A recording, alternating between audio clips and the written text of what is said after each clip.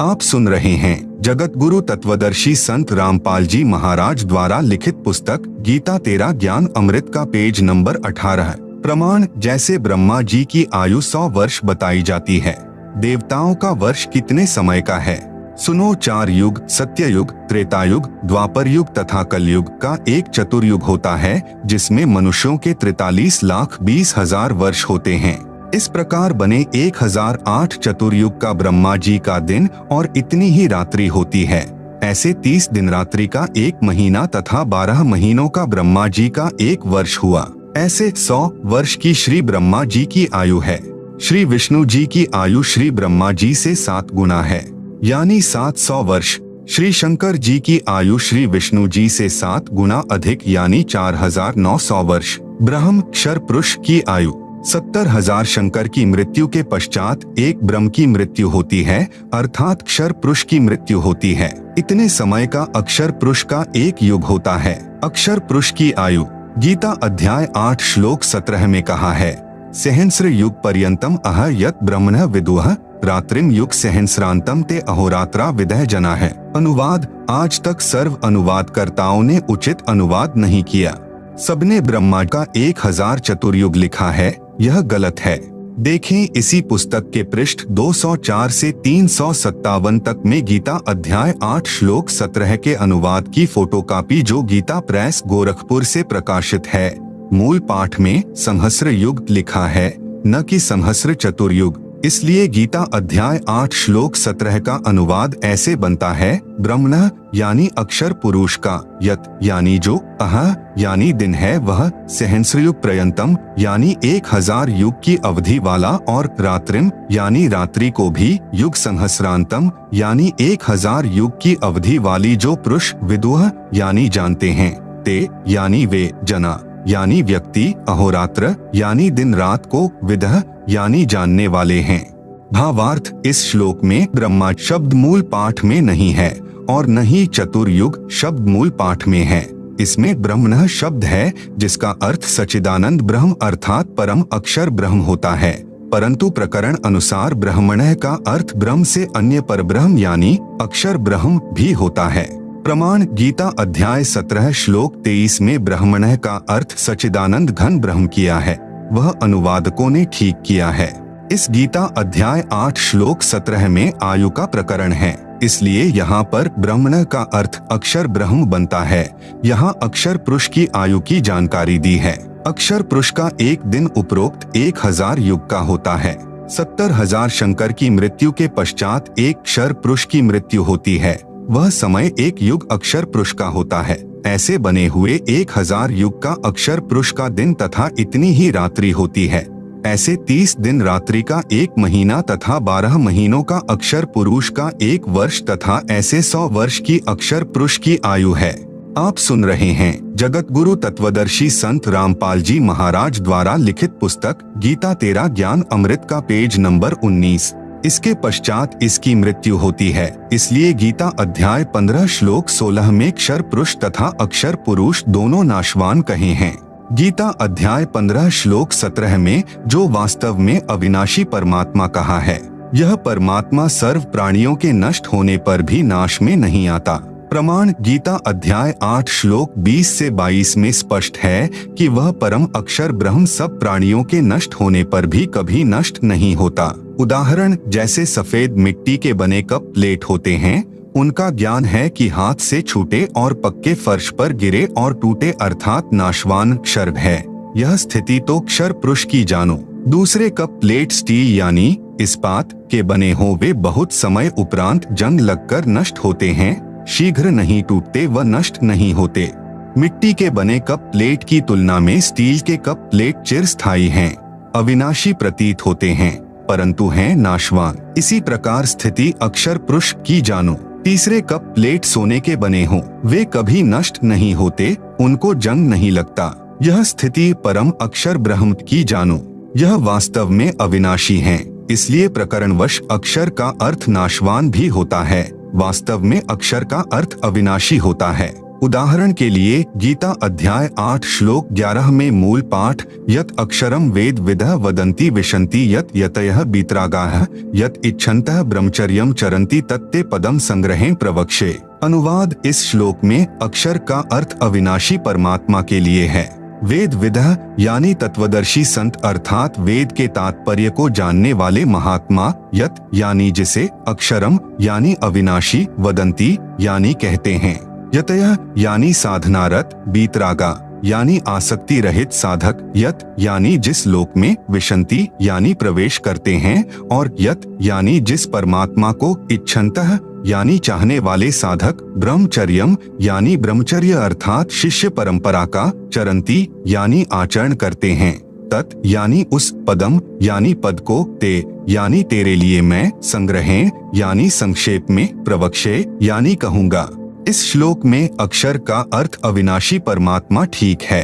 कबीर जी ने सूक्ष्म वेद में कहा है कि गुरु बिन काहू न पाया ज्ञाना, जो थोथा भुस छिड़े मूढ़ किसाना। गुरु बिन वेद पढ़े जो प्राणी, समझे ना सार रहे अज्ञानी।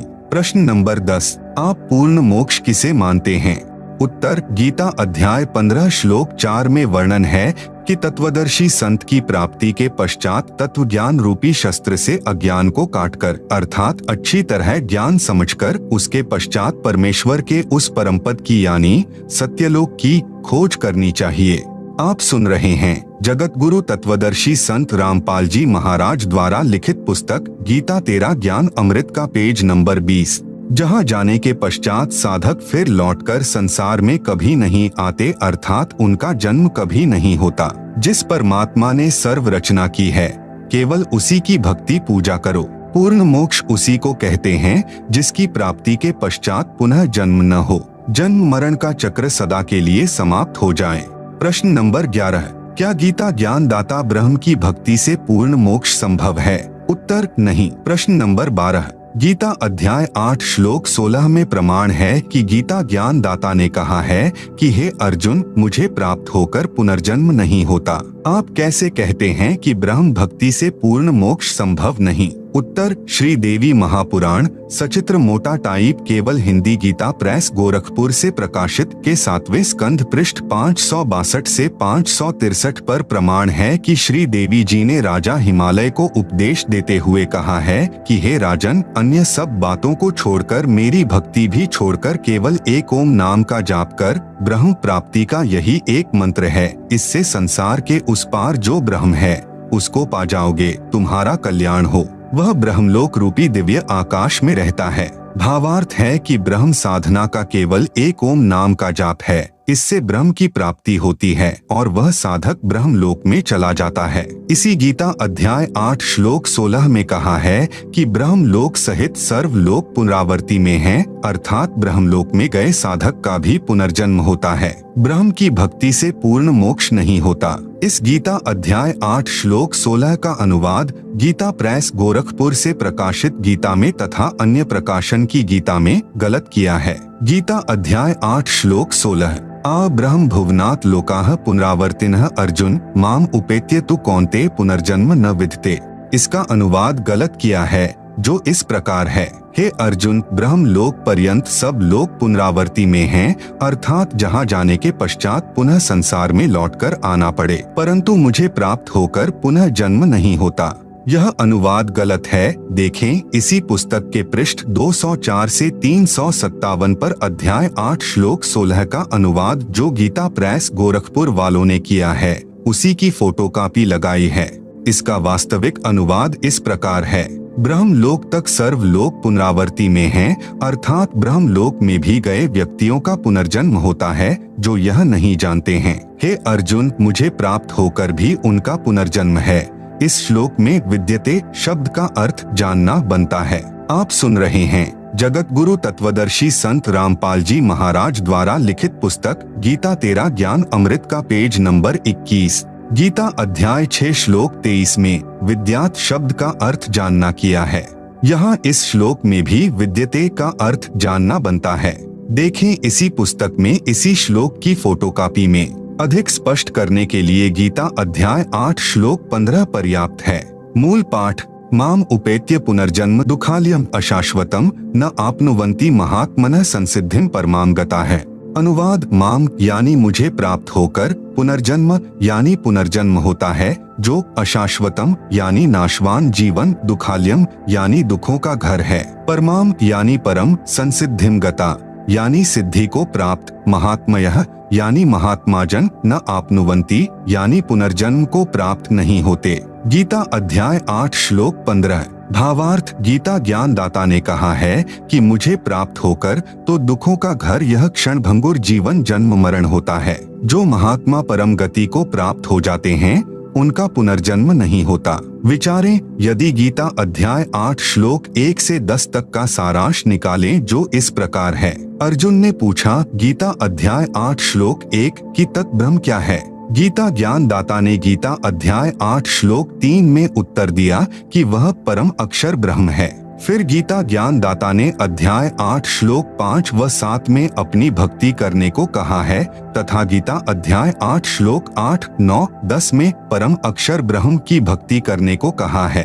अपनी भक्ति का मंत्र गीता अध्याय 8 श्लोक 13 में बताया है कि मुझ ब्रह्म का केवल एक ओम अक्षर है। उच्चारण करके स्मरण करता हुआ जो शरीर त्याग कर जाता है वह परम गति को प्राप्त होता है।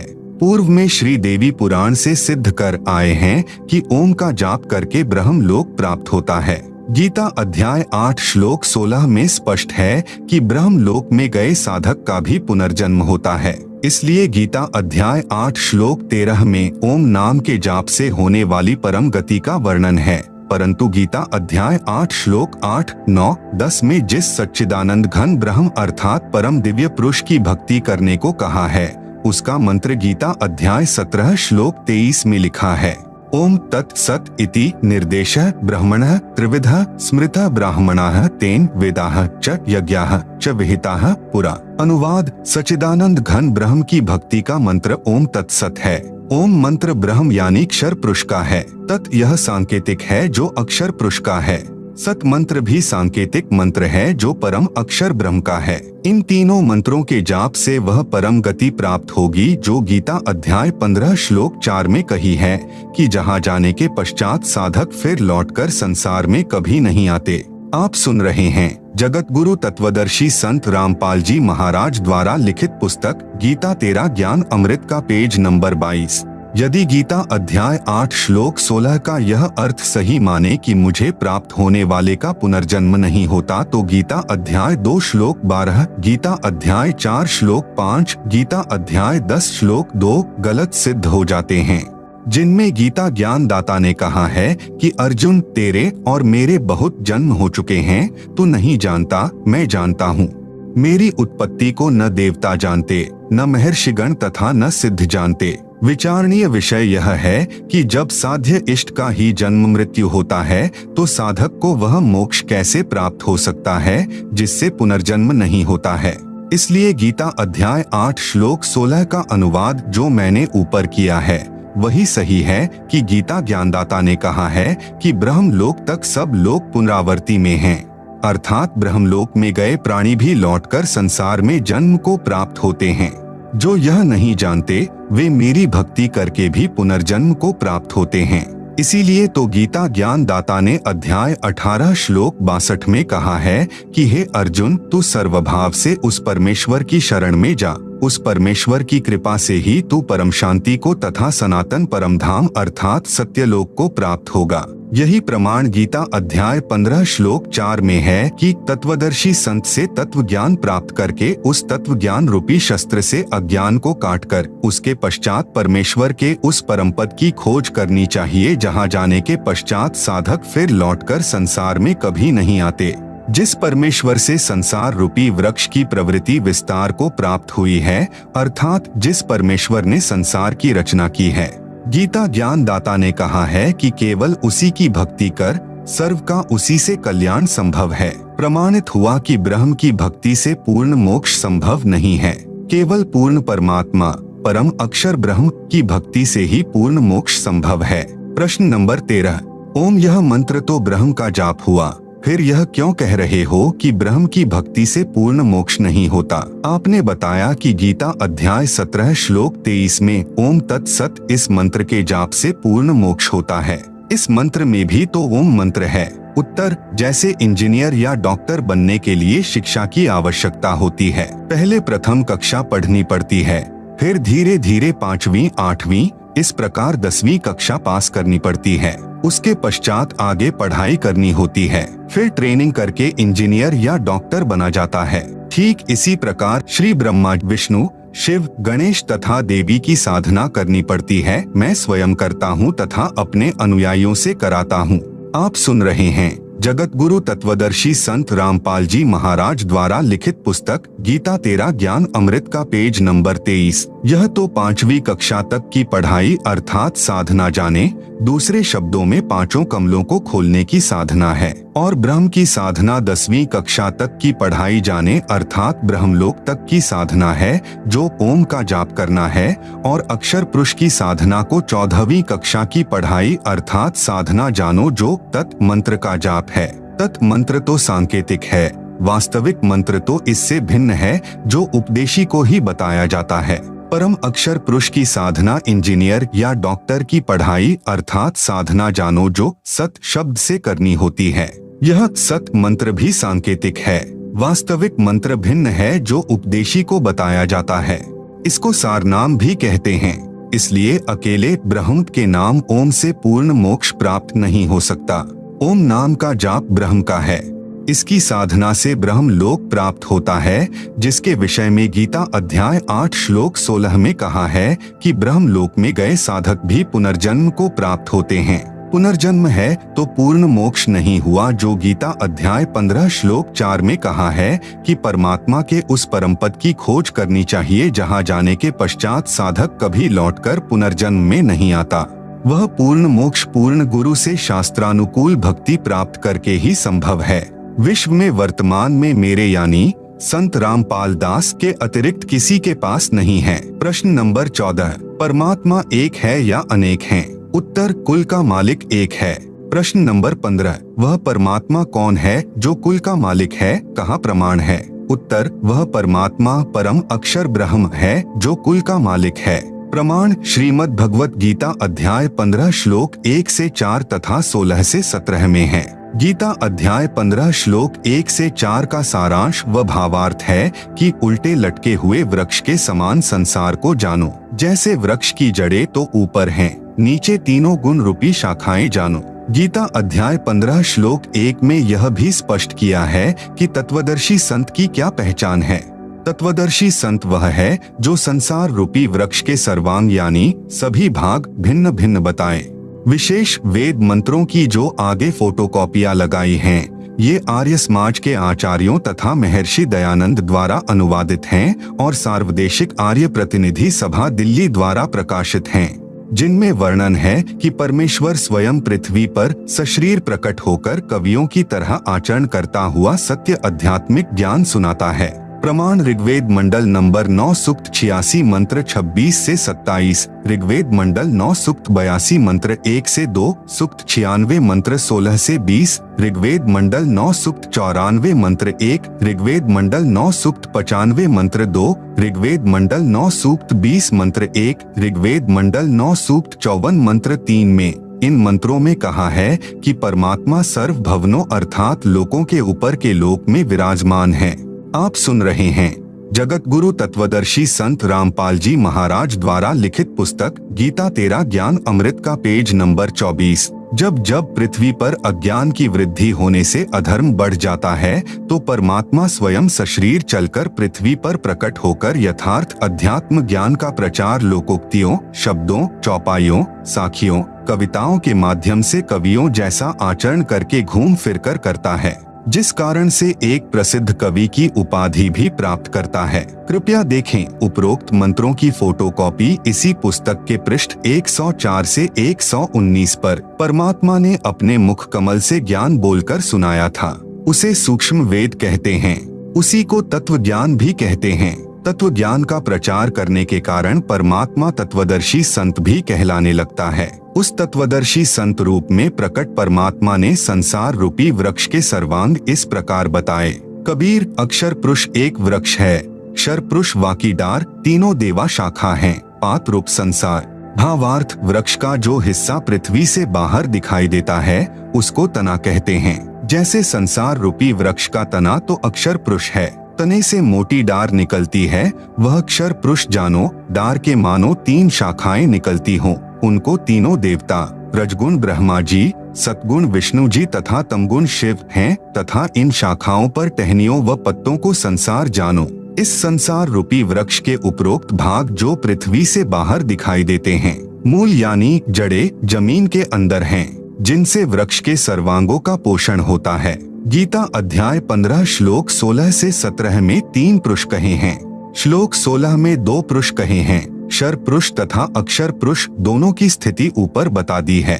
गीता अध्याय 15 श्लोक 16 में भी कहा है कि क्षर पुरुष तथा अक्षर पुरुष दोनों नाशवान हैं। इनके अंतर्गत जितने भी प्राणी हैं वे भी नाशवान हैं, परंतु आत्मा तो किसी की भी नहीं मरती। गीता अध्याय 15 श्लोक 17 में कहा है कि उत्तम पुरुष अर्थात पुरुषोत्तम तो क्षर पुरुष और अक्षर पुरुष से भिन्न है, जिसको परमात्मा कहा गया है। इसी प्रभु की जानकारी गीता अध्याय 8 श्लोक 3 में है, जिसको परम अक्षर ब्रह्म कहा है। गीता अध्याय 15 श्लोक 17 में इसी का वर्णन है। यही प्रभु तीनों लोकों में प्रवेश करके सबका धारण पोषण करता है। यह वास्तव में अविनाशी परमेश्वर है। मूल से ही वृक्ष की परवरिश होती है, इसलिए सबका धारण पोषण करने वाला परम अक्षर ब्रह्म है। जैसे पूर्व में गीता अध्याय 15 श्लोक 1 से 4 में बताया है कि ऊपर को जड़ यानी मूल वाला, नीचे को शाखा वाला संसार रूपी वृक्ष है। जड़ से ही वृक्ष का धारण पोषण होता है, इसलिए परम अक्षर ब्रह्म जो संसार रूपी वृक्ष की जड़ यानी मूल है, यही सर्व पुरुषों यानी प्रभुओं का पालनहार, इनका विस्तार यानी रचना करने वाला यानी सृजनहार है। यही कुल का मालिक है।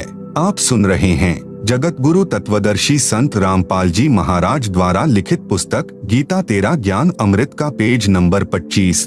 प्रश्न नंबर 16, क्या रजगुण ब्रह्मा, सतगुण विष्णु तथा तमगुण शंकर यानी शिव की पूजा यानी भक्ति करनी चाहिए? उत्तर, नहीं। प्रश्न नंबर 17, कहाँ प्रमाण है कि रजगुण ब्रह्मा, सतगुण विष्णु तथा तमगुण शंकर यानी शिव की पूजा यानी भक्ति नहीं करनी चाहिए? उत्तर, श्रीमद्भगवत गीता अध्याय 7 श्लोक 12 से 15, 20 से 23 तथा गीता अध्याय 9 श्लोक 23 से 24, गीता अध्याय 7 श्लोक 12 से 15 में प्रमाण है कि जो व्यक्ति रजगुण ब्रह्मा, सतगुण विष्णु तथा तमगुण शिव की भक्ति करते हैं, वे राक्षस स्वभाव को धारण किए हुए मनुष्यों में नीच दूषित कर्म करने वाले मूर्ख मुझे भी नहीं भजते।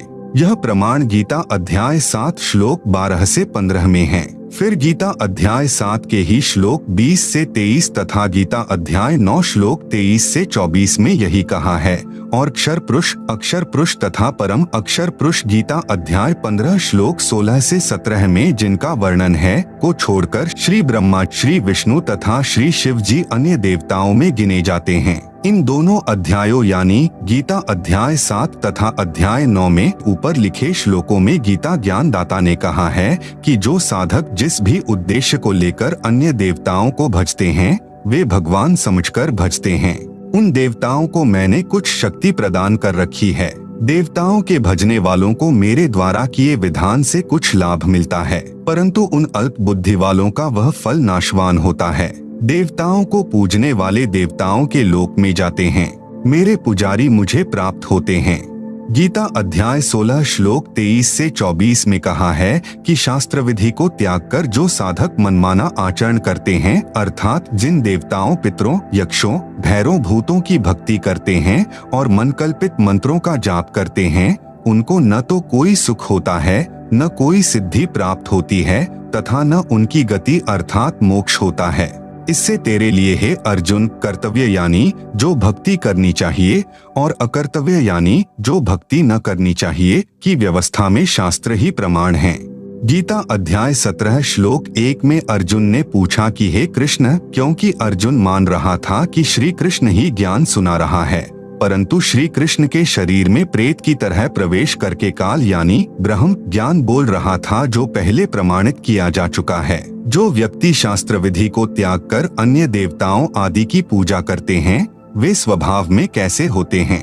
गीता ज्ञान दाता ने उत्तर दिया कि सात्विक व्यक्ति देवताओं का पूजन करते हैं, राजसी व्यक्ति यक्षों व राक्षसों की पूजा तथा तामसी व्यक्ति प्रेत आदि की पूजा करते हैं। ये सब शास्त्र विधि रहित कर्म हैं। फिर गीता अध्याय 17 श्लोक 5 से 6 में कहा है कि जो मनुष्य शास्त्र विधि से रहित केवल मनकल्पित घोर तप को तपते हैं, वे दंभी यानी ढोंगी हैं और शरीर के कमलों में विराजमान शक्तियों को तथा मुझे भी क्रश करने वाले राक्षस स्वभाव के अज्ञानी जान। आप सुन रहे हैं जगत गुरु तत्वदर्शी संत रामपाल जी महाराज द्वारा लिखित पुस्तक गीता तेरा ज्ञान अमृत का पेज नंबर 26।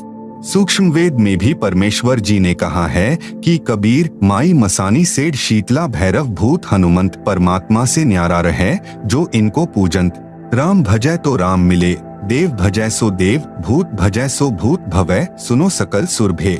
स्पष्ट हुआ कि श्री ब्रह्मा जी रजगुण, श्री विष्णु जी सतगुण तथा श्री शिव जी तमगुण की पूजा यानी भक्ति नहीं करनी चाहिए तथा इसके साथ साथ भूतों पितरों की पूजा, श्राद्ध कर्म, 13वीं पिंडोदक क्रिया, सब प्रेत पूजा होती है।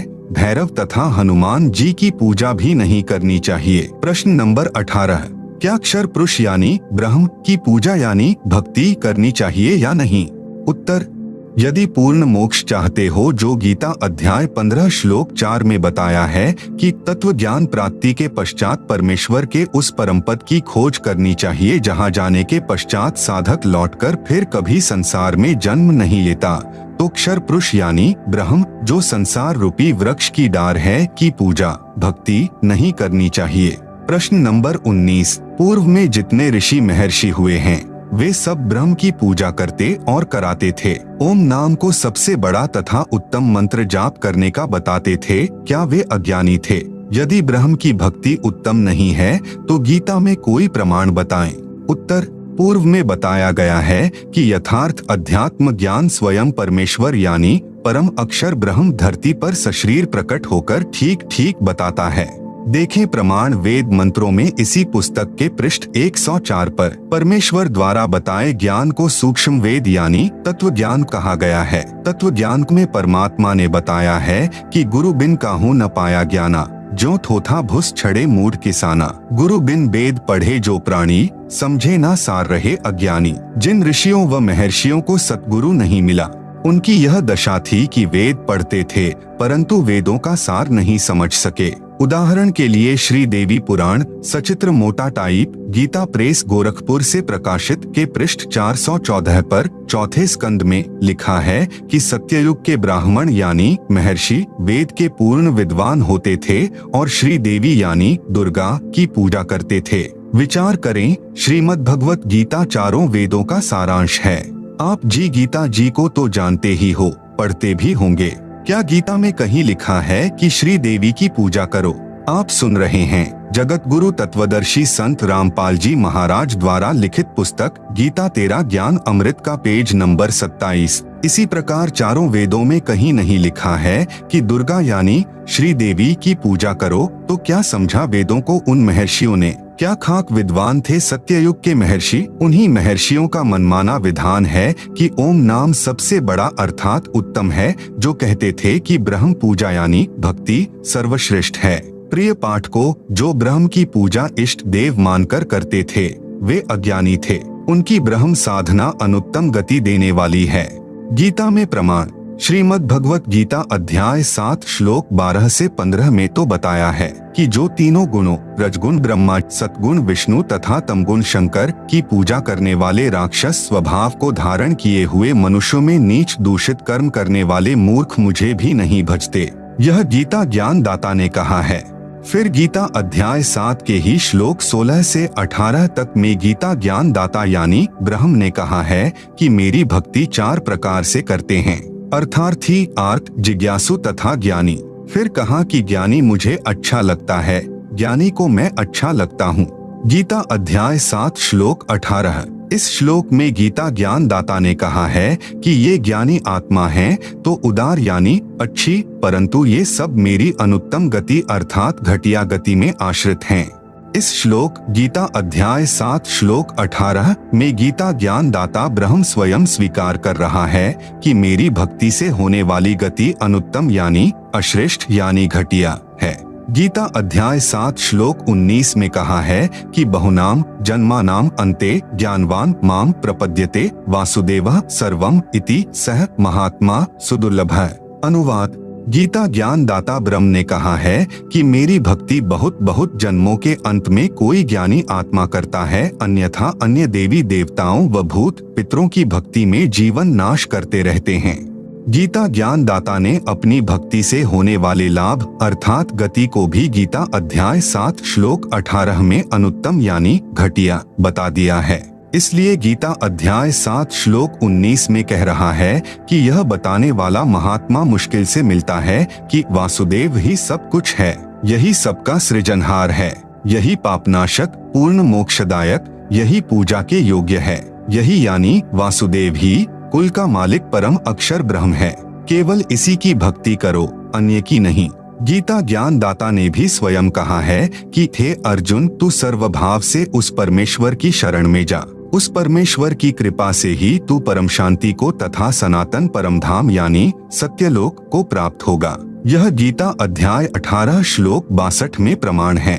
फिर गीता अध्याय 18 श्लोक 46 में गीता ज्ञान दाता ने कहा है कि जिस परमेश्वर से संपूर्ण प्राणियों की उत्पत्ति हुई है, जिससे यह समस्त जगत व्याप्त है, उस परमेश्वर की अपने स्वाभाविक कर्म करते करते पूजा करके मनुष्य परम सिद्धि को प्राप्त हो जाता है। आप सुन रहे हैं जगत गुरु तत्वदर्शी संत रामपाल जी महाराज द्वारा लिखित पुस्तक गीता तेरा ज्ञान अमृत का पेज नंबर 28। फिर गीता अध्याय 15 श्लोक 4 में कहा है कि तत्व ज्ञान को समझकर उसके पश्चात परमेश्वर के उस परम पद की खोज करनी चाहिए, जहाँ जाने के पश्चात साधक लौटकर संसार में नहीं आता। जिस परमेश्वर से संसार रूपी वृक्ष की प्रवृत्ति विस्तार को प्राप्त हुई है, अर्थात जिस परमेश्वर ने सर्व की रचना की है, उसी की पूजा करो। इससे सिद्ध हुआ कि उन ऋषियों को वेद का गूढ़ रहस्य समझ नहीं आया, वे अज्ञानी रहे। प्रश्न नंबर 20, गीता ज्ञान दाता ने अपनी गति को अनुत्तम क्यों कहा?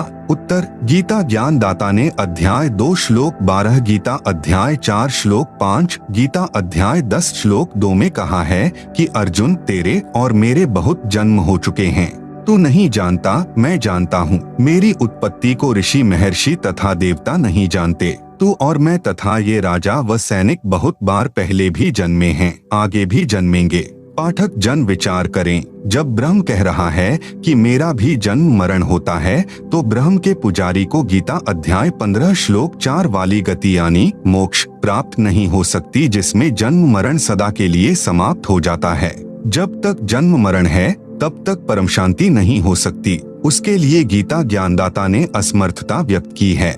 गीता अध्याय 18 श्लोक 62 में कहा है कि परम शांति के लिए उस परमेश्वर यानी परम अक्षर ब्रह्म की शरण में जा, उसी की कृपा से ही तू परम शांति को तथा सनातन परम धाम को प्राप्त होगा। गीता अध्याय 8 श्लोक 5 व 7 में गीता ज्ञान दाता ने कहा है कि मेरी भक्ति करेगा तो युद्ध भी करना पड़ेगा। जहाँ युद्ध है वहाँ शांति नहीं होती, परम शांति का घर दूर है।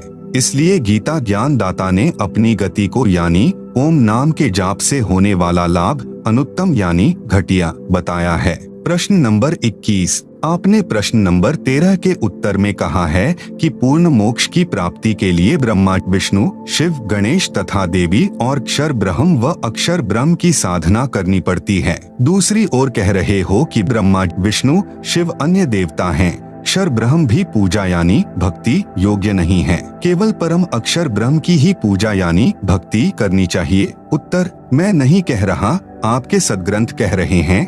पहले तो यह स्पष्ट करते हैं कि पूजा तथा साधना में क्या अंतर है। प्राप्य वस्तु की चाह पूजा कही जाती है तथा उसको प्राप्त करने के प्रयत्न को साधना कहते हैं। उदाहरण, जैसे हमें जल प्राप्त करना है, यह हमारा प्राप्य है। हमें जल की चाह है, जल की प्राप्ति के लिए हैंडपंप लगाना पड़ेगा। हैंडपंप लगाने के लिए जो जो उपकरण प्रयोग किए जाएंगे, बोकी लगाई जाएगी, यह प्रयत्न है।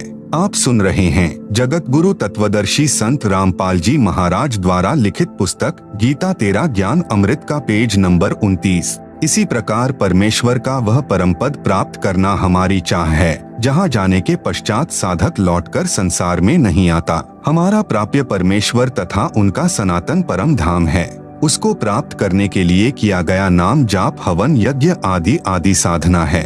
उस साधना से पूज्य वस्तु परमात्मा प्राप्त होगा। जैसे प्रश्न 13 के उत्तर में स्पष्ट किया है, वही सटीक उदाहरण है। उस पूर्ण मोक्ष के लिए 3 बार में दीक्षा क्रम पूरा करना होता है। नंबर 1, प्रथम नाम दीक्षा में ब्रह्मा विष्णु शिव गणेश देवी के मंत्रों की साधना दी जाती है। नंबर 2, दूसरी बार में अक्षर ब्रह्म तथा अक्षर ब्रह्म के 2 अक्षर मंत्र जाप दिए जाते हैं, जिसको संतों ने सत नाम कहा है। गीता अध्याय 17 श्लोक 23 में 3 नाम हैं, ओम तत् सत। इस सतनाम में 2 अक्षर होते हैं, एक ओम दूसरा तत् है। यह सांकेतिक अर्थात गुप्त नाम है, जो उपदेश के समय उपदेशी को ही बताया जाता है। नंबर 3, तीसरी बार में सार नाम की दीक्षा दी जाती है, जिस मंत्र को गीता अध्याय 17 श्लोक 23 में सत कहा है। यह भी सांकेतिक है, उपदेश लेने वाले को दीक्षा के समय बताया जाता है। इस प्रकार पूर्ण मोक्ष प्राप्त होता है। प्रश्न नंबर 22, जो साधना हम पहले कर रहे हैं, क्या वह त्यागनी पड़ेगी? उत्तर, यदि शास्त्र विधि रहित है तो त्यागनी पड़ेगी। यदि अनाधिकारी से दीक्षा ले रखी है, उसका कोई लाभ नहीं होना। पूर्ण गुरु से साधना की दीक्षा लेनी पड़ेगी। प्रश्न नंबर 23, गीता अध्याय 18 श्लोक 47 में तथा गीता अध्याय 3 श्लोक 35 में कहा है, श्रेयान् स्वधर्मः विगुणः परधर्मात् स्वनुष्ठितात् स्वधर्मे निधनं श्रेयः परधर्मः भयावहः। गीता अध्याय 3 श्लोक 35, अच्छी प्रकार आचरण में लाए हुए दूसरे के धर्म से गुणरहित भी अपना धर्म अति उत्तम है। अपने धर्म में तो मरना भी कल्याणकारक है और दूसरे का धर्म भय को देने वाला है। उत्तर, यह अनुवाद गलत है। यदि यह बात सही है कि अपना धर्म चाहे गुणरहित हो तो भी उसे नहीं त्यागना चाहिए, तो फिर श्रीमद् भगवत गीता का ज्ञान 18 अध्यायों के 700 श्लोकों में लिखने की क्या आवश्यकता थी? एक यह श्लोक पर्याप्त था कि अपनी साधना जैसी भी हो उसे करते रहो, चाहे वह गुणरहित यानी लाभ रहित भी क्यों न हो। फिर गीता अध्याय 7 श्लोक 12 से 15 में यह क्यों कहा कि रजगुण ब्रह्मा, सतगुण विष्णु तथा तमगुण शिव की पूजा राक्षस स्वभाव को धारण किए हुए मनुष्यों में नीच दूषित कर्म करने वाले मूर्ख लोग मुझे नहीं भजते। आप सुन रहे हैं जगत गुरु तत्वदर्शी संत रामपाल जी महाराज द्वारा लिखित पुस्तक गीता तेरा ज्ञान अमृत का पेज नंबर 30। गीता ज्ञान दाता ने उन साधकों से उनका धर्म अर्थात धार्मिक साधना त्यागने को कहा है तथा गीता अध्याय 7 के ही श्लोक 20 से 23 में कहा है कि जो मेरी पूजा न करके अन्य देवताओं की पूजा करते हैं, वे अज्ञानी हैं। उनकी साधना से शीघ्र समाप्त होने वाला सुख यानी स्वर्ग समय प्राप्त होता है। फिर अपनी धार्मिक पूजा अर्थात धर्म भी त्यागने को कहा है। पूर्ण लाभ के लिए परम अक्षर ब्रह्म का धर्म अर्थात धार्मिक साधना ग्रहण करने के लिए कहा है। गीता अध्याय 3 श्लोक 35 का यथार्थ अनुवाद इस प्रकार है। अनुवाद, विगुणः परधर्मात् स्वनुष्ठितात्, यानी दूसरों के गुण रहित अर्थात लाभ रहित अच्छी प्रकार चमक धमक वाले धर्म अर्थात धार्मिक कर्म से, स्वधर्मः यानी अपना शास्त्र विधि अनुसार धार्मिक कर्म, श्रेयान यानी अति उत्तम है, स्वधर्मे यानी अपने शास्त्र विधि अनुसार धर्म कर्म के संघर्ष में, निधनम यानी मरना भी, श्रेयः यानी कल्याणकारक है, परधर्म यानी दूसरों का धार्मिक कर्म, भयावह यानी भय को देने वाला है। भावार्थ है कि जैसे जागरण वगैरह होता है तो उसमें बड़ी सुरीली तान में सुरीले गीत गाए जाते हैं, तड़क भड़क भी होती है। अपने शास्त्र विधि अनुसार धर्म कर्म में केवल नाम जाप या सामान्य तरीके से आरती की जाती है।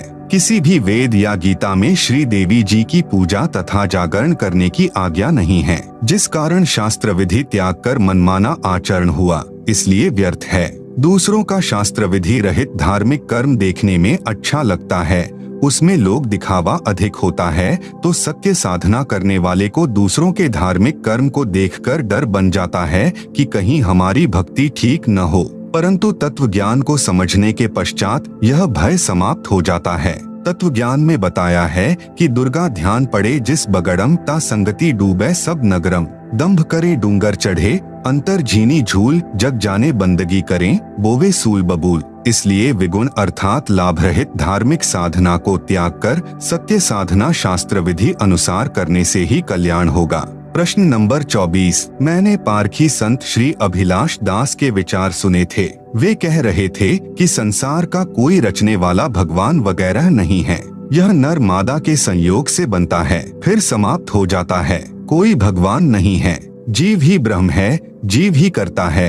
अभिलाष दास के ये विचार उचित हैं या अनुचित? उत्तर, इसका उत्तर श्रीमद् भगवत गीता अध्याय 16 श्लोक 6 से 10 में विस्तार से दिया गया है। कहा है कि जो आसुरी प्रकृति के लोग होते हैं वे कहा करते हैं कि संसार बिना ईश्वर के है, स्त्री पुरुष से उत्पन्न है अर्थात नर मादा से उत्पन्न है, इसका कोई कर्ता नहीं है। ऐसे व्यक्ति संसार का नाश अर्थात बुरा करने के लिए ही जन्म लेते हैं। आप सुन रहे हैं जगत गुरु तत्वदर्शी संत रामपाल जी महाराज द्वारा लिखित पुस्तक गीता तेरा ज्ञान अमृत का पेज नंबर 31। वास्तविकता यह है कि परमात्मा सर्व संसार का सृजनहार है, जीव ब्रह्म नहीं है। ब्रह्म का अर्थ प्रभु यानी स्वामी होता है। जैसे नंबर 1 ब्रह्म जिसको अक्षर पुरुष भी कहा गया है 21 ब्रह्मांडों का स्वामी है। नंबर 2 अक्षर ब्रह्म जिसको अक्षर पुरुष भी कहा गया है, गीता अध्याय 15 श्लोक 16, यह 7 शंख ब्रह्मांडों का स्वामी है। नंबर 3 पूर्ण ब्रह्म जिसको गीता अध्याय 8 श्लोक 3 में परम अक्षर ब्रह्म कहा है, असंख्य ब्रह्मांडों का स्वामी है, यह कुल का मालिक है।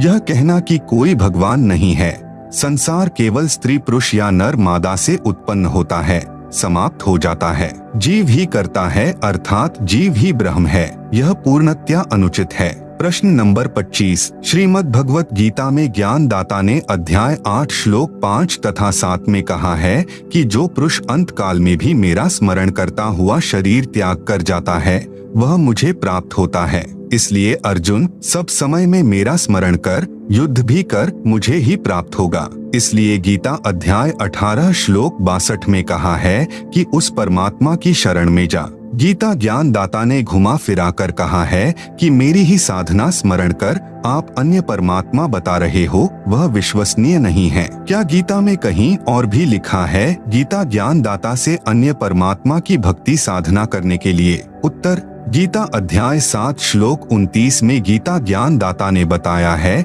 कि जो साधक केवल जरा यानी वृद्ध अवस्था तथा मरण यानी मृत्यु से छूटने के लिए प्रयत्नशील हैं, वे तत्ब्रह्म से परिचित हैं। अर्जुन ने गीता अध्याय 8 श्लोक 1 में पूछा कि तत्ब्रह्म क्या है? गीता ज्ञान दाता ने अध्याय 8 श्लोक 3 में बताया कि वह परम अक्षर ब्रह्म है। गीता अध्याय 8 श्लोक 5 व 7 में तो गीता ज्ञान दाता ने अपनी साधना यानी स्मरण करने को कहा है। गीता ज्ञान दाता ने गीता अध्याय 2 श्लोक 12 तथा अध्याय 4 श्लोक 5 व अध्याय 10 श्लोक 2 में अपना जन्म मरण भी कहा है कि मेरी भक्ति से परम शांति नहीं हो सकती, युद्ध भी करना पड़ेगा। गीता ज्ञान दाता का यह भी कहना है कि जन्म मरण में सदा रहेगा। तुरंत ही गीता अध्याय 8 श्लोक 8, 9 तथा 10 इन 3 श्लोकों में गीता ज्ञान दाता ने अपने से अन्य परम अक्षर ब्रह्म की भक्ति करने को कहा है कि हे पार्थ, परमेश्वर की साधना के अभ्यास योग से युक्त अन्य किसी देव या प्रभु में अपनी आस्था न रखकर एक परमेश्वर का अनन्य चित्त से स्मरण करता हुआ मनुष्य परमम दिव्यम पुरुषम याति, उस परम अलौकिक परमेश्वर अर्थात परम अक्षर ब्रह्म को ही प्राप्त होता है। गीता अध्याय 8 श्लोक 8, जो साधक परम अक्षर ब्रह्म अनादि सबका संचालक कंट्रोलर सूक्ष्म से सूक्ष्म सबके धारण पोषण करने वाले अचिंत स्वरूप सूर्य के समान प्रकाशमान अविद्या से अति परे शुद्ध चिदानंद परमेश्वर का स्मरण करता है। गीता अध्याय 8 श्लोक 9।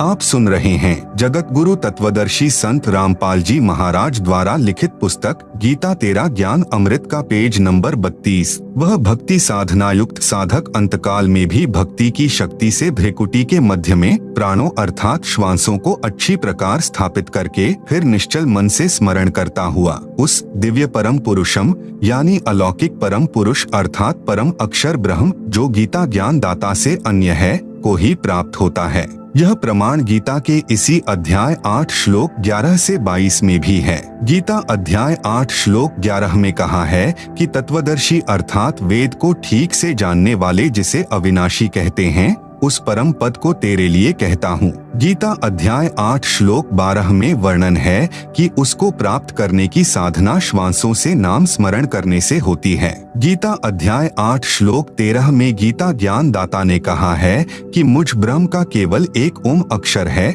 इसका स्मरण मरते दम तक करना है।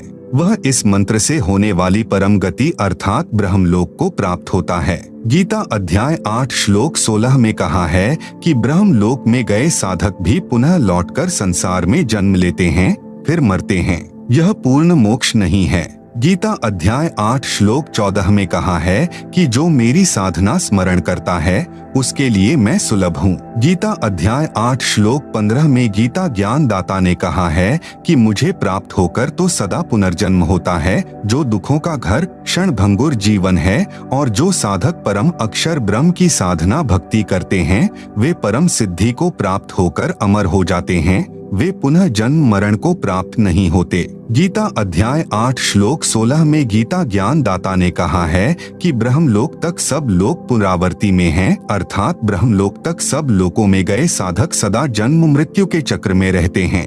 हे अर्जुन, जो यह नहीं जानते वे मुझे प्राप्त होकर भी जन्म मृत्यु के चक्र में सदा रहते हैं, क्योंकि गीता ज्ञान दाता ने गीता अध्याय 2 श्लोक 12, अध्याय 4 श्लोक 5, अध्याय 10 श्लोक 2 में स्वयं कहा है कि हे अर्जुन, तेरे और मेरे बहुत जन्म हो चुके हैं, आगे भी होते रहेंगे, तू नहीं जानता, मैं जानता हूँ। मेरी उत्पत्ति यानी जन्म को न देवता जानते हैं, न महर्षिजन और न सिद्ध जानते हैं, परंतु परम अक्षर ब्रह्म की भक्ति करके परम सिद्धि यानी परम गति को प्राप्त महात्मा जन पुनर्जन्म को प्राप्त नहीं होते।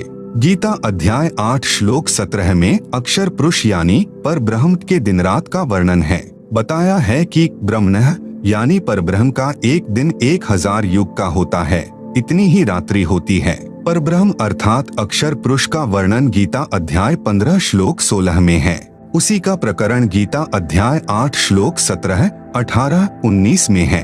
आप सुन रहे हैं जगत गुरु तत्वदर्शी संत रामपाल जी महाराज द्वारा लिखित पुस्तक गीता तेरा ज्ञान अमृत का पेज नंबर 33। नोट: अधिक जानकारी के लिए कृपया पढ़े प्रश्न नंबर 9 में गीता अध्याय 8 श्लोक 17 से 19 में अक्षर पुरुष की जानकारी है। इसे भी अव्यक्त कहा गया है।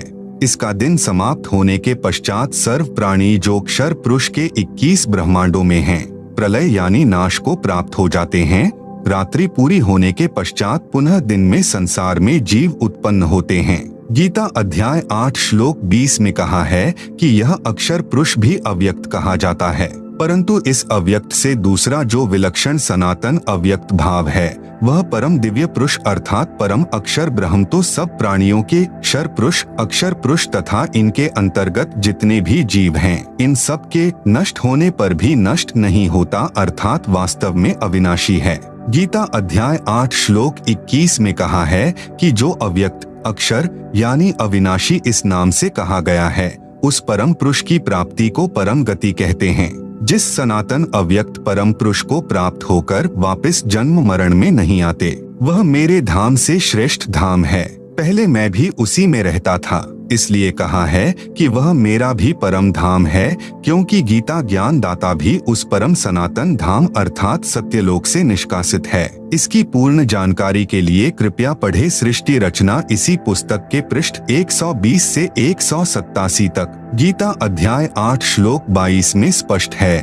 गीता ज्ञान दाता ने कहा है कि हे अर्जुन, जिस परमात्मा के अंतर्गत सर्वभूत अर्थात प्राणी हैं, अक्षर पुरुष तथा इसके 21 ब्रह्मांडों के प्राणी तथा अक्षर पुरुष तथा 7 संख ब्रह्मांडों में इसके अंतर्गत जितने प्राणी आते हैं वे तथा परम अक्षर पुरुष के असंख्य ब्रह्मांडों में जितने प्राणी हैं वे परम अक्षर ब्रह्म के अंतर्गत हैं। और जिस परम अक्षर पुरुष से यह सर्व जगत परिपूर्ण अर्थात जिसने सर्व को उत्पन्न किया है, जिसकी सत्ता सर्व के ऊपर है, वह सनातन अव्यक्त परम पुरुष तो अनन्य भक्ति से प्राप्त करने योग्य है। भावार्थ है कि परम अक्षर ब्रह्म को प्राप्त करने के लिए केवल इसी की भक्ति यानी पूजा करनी चाहिए। अन्य किसी प्रभु में आस्था नहीं रखनी चाहिए। इसी को अनन्य भक्ति अर्थात पूजा कहते हैं। केवल परम अक्षर ब्रह्म की पूजा करना अनन्य भक्ति कहलाती है। यदि गीता अध्याय 8 श्लोक 22 का सही अनुवाद करें तो स्पष्ट है कि पुरुषः सः परः पार्थ भक्त्या लभ्यः तु अनन्या यस्य अंतःस्थानि भूतानि येन सर्वम इदम ततम। अनुवाद: सः यानी वह, परः यानी दूसरा, पुरुषः यानी परमात्मा तो अनन्य भक्ति से प्राप्त होने योग्य है, जिसके अंतर्गत सर्व प्राणी हैं और जिसने सर्व जगत की उत्पत्ति की है, जो सर्व का पालन करता है। आप सुन रहे हैं जगत गुरु तत्वदर्शी संत रामपाल जी महाराज द्वारा लिखित पुस्तक गीता तेरा ज्ञान अमृत का पेज नंबर 34। सरलार्थ समाप्त। गीता अध्याय 8 श्लोक 22। इसके मूल पाठ में यानी संस्कृत में लिखा है सह परः पुरुषः। पर का अर्थ गीता अध्याय 8 श्लोक 20 में परे किया है, यानी अन्य। यहाँ गीता अध्याय 8 श्लोक 22 में भी अन्य लिया जाता तो स्पष्ट हो जाता है कि गीता ज्ञान दाता से अन्य कोई समर्थ प्रभु है, जिसकी शरण में जाने के लिए गीता अध्याय 18 श्लोक 62 में गीता ज्ञान दाता ने कहा है। उपरोक्त विवरण से सिद्ध हुआ कि गीता ज्ञान दाता ने श्रीमद् भगवत गीता में अनेकों स्थानों पर अपने से अन्य परमेश्वर परम अक्षर ब्रह्म की भक्ति करने को कहा है। उसी से पूर्ण मोक्ष संभव है। जन्म मरण का चक्र सदा के लिए समाप्त हो जाता है। प्रमाण: गीता अध्याय 7 श्लोक 19-29, गीता अध्याय 18 श्लोक 46, 61, 62, 66, गीता अध्याय 3 श्लोक 9, गीता अध्याय 8 श्लोक 3, 8, 9, 10, 20 से 22, गीता अध्याय 4 श्लोक 31 से 32, गीता अध्याय 15 श्लोक 1, 4, 17, गीता अध्याय 2 श्लोक 17, 59, गीता अध्याय 3 श्लोक 14, 15, 19 और गीता अध्याय 5 श्लोक 14, 15, 16, 19, 20, 24, 25, 26 में भी यह प्रमाण है। प्रश्न नंबर 26। हमने सर्व संतों तथा हमारे हिंदू धर्म के धर्म गुरुओं से तो यही सुना है कि गीता का ज्ञान श्री कृष्ण जी ने अर्जुन को सुनाया। हमें तो यही बताया गया है कि श्री कृष्ण जी पूर्ण परमात्मा हैं। श्री विष्णु जी ही स्वयं अवतार धारण करके देवकी जी के गर्भ से जन्मे थे। इनके अतिरिक्त कोई परमात्मा नहीं है। आप जी के सत्संग सुने हैं, उनमें आपने बहुत अटपटी सी बात कही है कि गीता ज्ञान दाता से अन्य है पूर्ण परमात्मा। उसका प्रमाण शास्त्र में दिखाओ, बताओ तो विश्वास हो सकता है। उत्तर: आप जी को उपरोक्त प्रश्नों के उत्तर में यही प्रमाण दिखाए हैं। आपको अभी भी शंका है। उसका कारण है कि पहली बात तो यह कि हिंदू धर्म गुरुओं को अपने ही शास्त्रों का ज्ञान नहीं। यदि ज्ञान होता तो उपरोक्त शास्त्र विरुद्ध व्याख्या आप जी को नहीं सुनाते। दूसरी बात यह है कि धार्मिक गुरु एक अध्यापक के समान होता है। जिस अध्यापक को अपने पाठ्यक्रम यानी सिलेबस का ही ज्ञान नहीं है तो वह शिक्षक अज्ञानी माना जाता है तथा विद्यार्थियों के जीवन के साथ खिलवाड़ कर रहा है, क्योंकि सिलेबस के विपरीत ज्ञान विद्यार्थियों को रटा रहा है। ऐसे शिक्षक से बचना चाहिए। उसको त्याग देने में ही विद्यार्थियों का हित है। आपको श्रीमद् भगवत गीता में से ढेर सारे प्रमाण बताते हैं कि पूर्ण परमात्मा गीता ज्ञान दाता से अन्य है, वही उपासना योग्य है। उसी की भक्ति से पूर्ण मोक्ष प्राप्त होता है। यहाँ गीता के कुछ श्लोक लिखता हूँ, आप इनको गीता शास्त्र में स्वयं देख सकते हैं, जो इस पुस्तक में पृष्ठ 204 से 357 तक श्लोकों की फोटोकॉपी लगाई है। यथार्थ रूप में गीता के अनुवाद को जानने के लिए मेरे द्वारा किया गया श्रीमद्भगवत गीता का संपूर्ण श्लोकों का अनुवाद प्राप्त करें। आप सुन रहे हैं जगत गुरु तत्वदर्शी संत रामपाल जी महाराज द्वारा लिखित पुस्तक गीता तेरा ज्ञान अमृत का पेज नंबर 35। पुस्तक का नाम है गहरी नजर गीता में। इसको हमारी वेबसाइट से डाउनलोड कर सकते हैं। वेबसाइट का नाम है www.jagatgururampalji.org। गीता अध्याय 18 श्लोक 46, 61, 62, 66, अध्याय 7 श्लोक 19, 29, अध्याय 8 श्लोक 3, 8, 9, 10, 20, 21, 22, अध्याय 4 श्लोक 31 से 32, अध्याय 15 श्लोक 1, 4, 16, 17, अध्याय 2 श्लोक 17, 59, अध्याय 3 श्लोक 14, 15, 19, अध्याय 5 श्लोक 14, 15, 16, 19, 20, 24, 25, 26, अध्याय 6 श्लोक 7, अध्याय 11 श्लोक 55, अध्याय 12 श्लोक 1 से 5 उपरोक्त गीता श्लोकों में प्रमाण है कि गीता ज्ञान दाता से अन्य कोई पूर्ण परमात्मा है, उसके विषय में तथा उसकी प्राप्ति के लिए भक्ति की साधना से गीता ज्ञान दाता भी अनभिज्ञ यानी अपरिचित है। प्रमाण गीता अध्याय 4 श्लोक 32 तथा 34 में है। गीता ज्ञान दाता ने कहा है कि अध्याय 4 श्लोक 32 यज्ञों अर्थात धार्मिक अनुष्ठानों का विस्तृत ज्ञान ब्रह्मणः मुखे यानी सच्चिदानंद घन ब्रह्म के मुख कमल से उच्चरित वाणी में है, जो परमात्मा स्वयं पृथ्वी पर प्रकट होकर अपने मुख से बोलता है, उसे तत्व ज्ञान कहते हैं। उसी को सूक्ष्म वेद भी कहते हैं। उस ज्ञान को बाद में तत्वदर्शी संत ही जानते हैं। उस ज्ञान में पूर्ण परमात्मा की प्राप्ति तथा स्थिति का संपूर्ण ज्ञान होता है। नोट: गीता अनुवादकों ने गीता अध्याय 4 श्लोक 32 के अनुवाद में कुछ त्रुटि की है, जैसे ब्रह्मणः शब्द का अर्थ वेद किया है, जो अनुचित है। ब्रह्मणः शब्द का यथार्थ अर्थ गीता अध्याय 17 श्लोक 23 में किया है। ब्रह्मणः यानी सच्चिदानंद घन ब्रह्म अर्थात पूर्ण परमात्मा। पाठकों से विशेष निवेदन: आप जी गीता प्रेस गोरखपुर से प्रकाशित गीता में प्रमाण मिलाएं, विशेषकर पदच्छेद अन्वय साधारण भाषा टीका सहित अनुवादक श्री जयदयाल गोयंदका तथा श्री रामसुख दास जी द्वारा अनुवादित गीता में देखें। पुस्तक गीता तेरा ज्ञान अमृत में जितने श्लोक प्रमाण में लिए हैं, उन सब की फोटोकॉपी इसी पुस्तक के पृष्ठ 204 से 357 तक लगाई हैं, जो हिंदू संत विद्वान श्री जयदयाल गोयंदका द्वारा अनुवादित हैं तथा गीता प्रेस गोरखपुर से प्रकाशित हैं। गीता अध्याय 4 श्लोक 34 में गीता ज्ञान दाता ने कहा है कि जिस ज्ञान को परमात्मा स्वयं अपने मुख कमल से बोलता है, वह तत्व ज्ञान है। उसमें विस्तृत जानकारी यज्ञों अर्थात धार्मिक अनुष्ठानों की कही है। उस ज्ञान को तू तत्वदर्शी संतों के पास जाकर समझ। उनको दंडवत प्रणाम करने से तथा विनम्रता पूर्वक प्रश्न करने से वे तत्व ज्ञान को जानने वाले महात्मा आपको तत्व ज्ञान बताएंगे। इससे सिद्ध हुआ कि गीता ज्ञान दाता को तत्व ज्ञान की जानकारी नहीं है। तत्व ज्ञान श्रीमद्भगवत गीता में नहीं है। यदि तत्व ज्ञान गीता ज्ञान दाता को होता तो एक अध्याय और बोल देते। आप सुन रहे हैं जगत गुरु तत्वदर्शी संत रामपाल जी महाराज द्वारा लिखित पुस्तक गीता तेरा ज्ञान अमृत का पेज नंबर 36। ऊपर लिखे श्रीमद्भगवत गीता जी के श्लोकों में स्पष्ट है कि गीता ज्ञान दाता से अन्य कोई समर्थ अविनाशी पूर्ण मोक्षदाता वास्तव में परमात्मा सबका धारण पोषण करने वाला है, जिसकी शरण में जाने से सनातन परम धाम यानी शाश्वतम स्थानम प्राप्त होता है तथा परम शांति प्राप्त होती है। उस परम पद में जाने के पश्चात साधक कभी लौटकर संसार में नहीं आते, अर्थात जन्म मृत्यु सदा के लिए समाप्त हो जाती है।